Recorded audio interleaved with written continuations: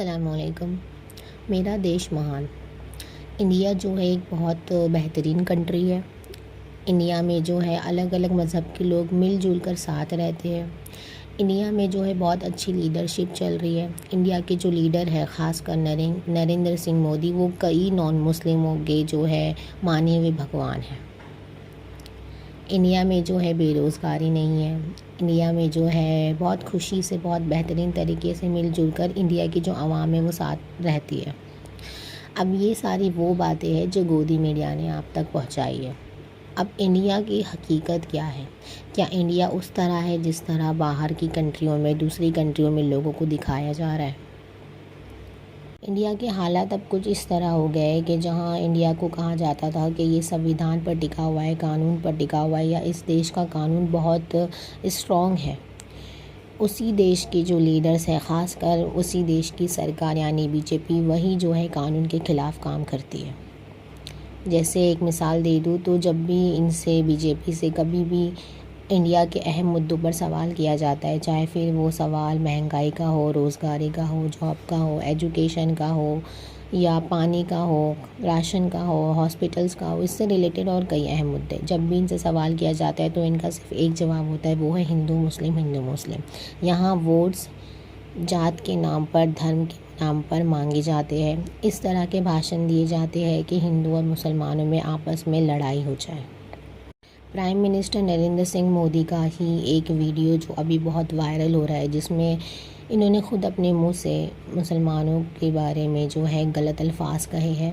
मुद्दा ये है कि किसी भी देश के प्राइम मिनिस्टर को अपने देश के लोगों को एक साथ लेकर चलना चाहिए, लेकिन यहाँ तो साफ साफ हिंदू मुसलमान के नाम पर जो है इंडिया को दो टुकड़ों में डिवाइड कर दिया गया है।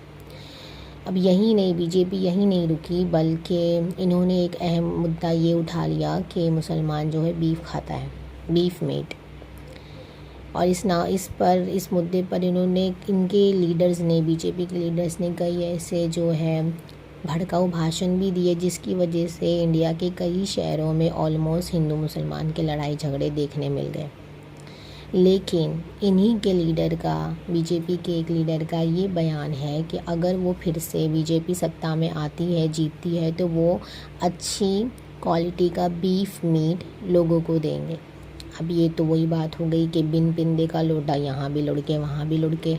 इन्हीं की पार्टी के एक लीडर अमित शाह का कहना है अपने भाषण में, मुसलमानों को एकदम सीधे सीधे साइड में फेंक कर, सीए को लेकर के जितने भी नॉन मुस्लिम्स हैं, सनातनी हिंदू जितने भी हैं, उन सबको जो है नागरिकता दे दी जाएगी। हमारा ये दृढ़ निश्चय है कि हमारे सारे शरणार्थी भाई, हिंदू, बौद्ध, सिख, जैन, इस सभी को हम नागरिकता देंगे, सम्मान देंगे और हम सब जैसा अधिकार भी देंगे। अब सवाल इनके लिए ये उठता है कि जब हिंदुस्तान की आज़ादी के लिए जंग में लोगों की ज़रूरत थी, तो क्या उस वक्त सिर्फ नॉन मुस्लिम थे? क्या मुसलमान उसमें शहीद नहीं हुए? क्या मुसलमानों ने अपनी चीज़ें दाव पर नहीं लगाई, अपनी जान दाव पर नहीं लगाई? यहाँ तक कि जिस मिसाइल पर आज इंडिया इतना गर्व करता है, प्राउड करता है, वो भी इन्हें एक मुसलमान ने ही दिया है। लेकिन अब ये बात भूल चुके हैं। क्यों? क्योंकि अब ये सत्ता में आ गए हैं। बेटी पढ़ाओ बेटी बचाओ का नारा लगाने वाली सरकार की सत्ता में होने के बावजूद इंडिया में लड़कियों को नंगा घुमाया गया है। यही नहीं, बल्कि पिछले 4 सालों के अंदर 4.45 लाख से ज़्यादा केसेस हुए औरतों के ख़िलाफ़, और इन केसेस में रेप केस, मर्डर केस, ये सारे केसेस शामिल हैं, जिनमें बीजेपी के लीडर्स और उनके घर वालों का भी शुमार आता है। ये खुद क्रिमिनल्स थे। और जब भी बीजेपी का कोई मेंबर या लीडर या उस लीडर के घर वाला ऐसे केस में फंसता है या ऐसी गंदी हरकत करता है, तो बीजेपी उसको पनिश करने के बजाय डिफेंड करती है। और जब भी कोई शख्स या मीडिया इसके ख़िलाफ़ आवाज़ उठाता है, तो उसके घर पर रेड पड़ जाती है, या उसे कोई भी केस में फंसाकर अंदर डाल दिया जाता है, या तो फिर ऐसी झूठी खबरें फैलाई जाती है कि ये आतंकवादी है, पाकिस्तानी है, या फिर मुस्लिम है। जैसे फॉर एग्ज़ाम्पल अभी हाल ही में ध्रुव राठी के साथ ये काम किया जा रहा है। इंडिया की मीडिया का तो ये हाल है कि ये लोग ऐसी न्यूज़ चलाते हैं अपने चैनल्स पर जिसमें बीजेपी की वाहवाही हो रही हो, और जो बड़े बड़े अहम मुद्दे हैं उन्हें नज़रअंदाज कर दिया जाता है। जैसे फॉर एग्ज़ाम्पल एक मुद्दा ये था कि मोदी जी ने वॉर रुकवा दी। अब हैरान वाली बात तो ये है कि एक बंदा जिसमें इतनी ताकत है कि वो 2 कंट्रियों की वॉर रुकवा सकता है, उसके सत्ता में 10 साल रहने के बावजूद भी उसके देश के लोगों की हालत इस तरह की है कि उनकी ज़िंदगी राशन पर गुजर रही है। और ये इतने नालायक लोग हैं कि राशन देने के बावजूद इस तरह से लोगों को जलील करते हैं। जैसे फॉर एग्ज़ाम्पल इनका एक वीडियो वायरल हुआ था। फिर गैस कनेक्शन देने वाले अपने बीच लगातार, और अपना राशन, क्या बोलते, राशन ही बोलते हैं यहाँ पे, फोकट में अनाज मिले उसको क्या बोलते, राशन ही बोलते। देश के प्राइम मिनिस्टर नरेंद्र मोदी और उनके जो साथी के लीडर्स हैं, अक्सर उनका ये मुद्दा रहता है कि मुसलमान बहुत बच्चे पैदा करते हैं, जबकि खुद देश के सीएम योगी जी के जो है 7 भाई बहन हैं और ख़ुद देश के प्राइम मिनिस्टर यानी नरेंद्र मोदी के खुद 6 भाई बहन हैं। तो मतलब ये बात हो गई कि हम करें तो सही, आप करो तो गलत। इंडिया के इलेक्शन के हालात तो कुछ इस तरह है कि इलेक्शन शुरू होने से पहले ही अपोजिशन पार्टी के लीडर्स को झूठे केस में फंसाकर जेल में डाल दिया जा रहा है या तो उनके बैंक अकाउंट फ्रीज़ कर दिए जा रहे हैं। इतना ही नहीं बल्कि इलेक्शन के दौरान ही अपोजिशन पार्टी के लीडर्स खुद जो है पीछे हट जा रहे हैं और यहाँ पर जो है सीधे फिर बीजेपी को विजयी घोषित कर दिया जा रहा है। अब सवाल यहाँ पर 2 तरीके का उठता है, या तो एक कि जो अपोजिशन पार्टी के लीडर्स हैं उन्हें खरीदा गया है, या तो दूसरा गांधीनगर लोकसभा से नामांकन किया था, मुझसे जबरदस्ती फॉर्म वापस दिलवाया जा रहा है, मुझे हाईजैक कर लिया गया है। अमित शाह साहब के लोगों ने मुझे हाईजैक कर लिया है। हो सकता है हमारी मौत भी हो जाए, मुझे मार भी दिया जाए। पिछले 10 सालों में इलेक्शन के दौरान हमेशा ये देखा गया है कि जब भी इलेक्शन की शुरुआत होती है तो हर बार हिंदू मुसलमान का मुद्दा निकाला जाता है। बस फ़र्क ये होता है कि पहले मुसलमानों की वाहवाही की जाती थी और अब जो है हिंदुओं की वाहवाही की जा रही है। यहाँ पर बात ये आती है कि ये जो लीडर्स है, बीजेपी के लीडर्स, ये अपना फ़ायदा तो कर लेते हैं लेकिन नुकसान इसमें होता है देश के आम लोगों का, जो सिर्फ पीस चाहते हैं, शांति से रहना चाहते हैं।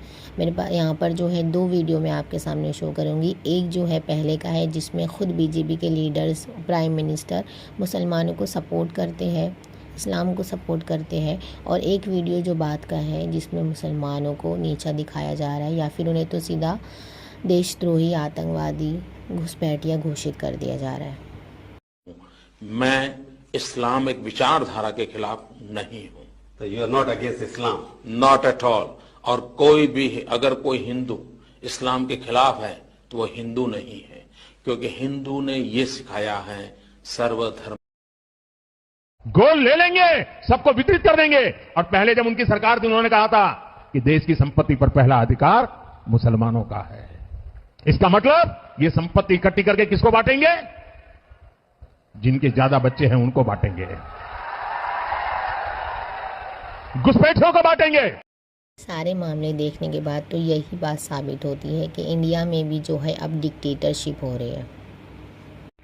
अब इस डिक्टेटरशिप को ख़त्म करने के लिए हमें ज़रूरत है कि हम तमाम इंडियंस एक साथ आए, एक साथ खड़े हो, एक साथ आवाज़ उठाए, ताकि हमारे घर की माँ, बहन, बेटियाँ सही सलामत रहे, सेफ़ रहे, बेरोज़गारी दूर हो, एजुकेशन अच्छा मिले।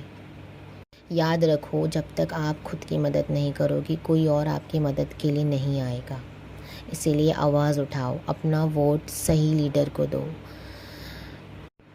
अपना राइट जो हक है राइट टू वोट का वो सही जगह यूज़ करो। लोगों को कहो कि वो वोट्स देने जाए, सही चुनाव करे। याद रखो, आपका ब्रेन वॉश इस तरह से कर दिया गया है कि आपको समझ नहीं आ रहा कि आपकी नैया किस समंदर में डुबाई जा रही है। एक बात होती है कि जो नाव है डूब रही है, लेकिन यहाँ पर जानबूझकर डुबाई जा रही है और आप डुबाने दे रहे हो। इसीलिए आवाज़ उठाओ। अब ज़रूरत है कि ये हिंदू, मुस्लिम, सिख, ईसाई छोड़कर तमाम इंडियंस एक साथ आए और इस डिक्टेटरशिप के ख़िलाफ़ आवाज़ उठाए, ताकि हमारा देश वाकई में जिस तरह महान था आगे भी महान रहे।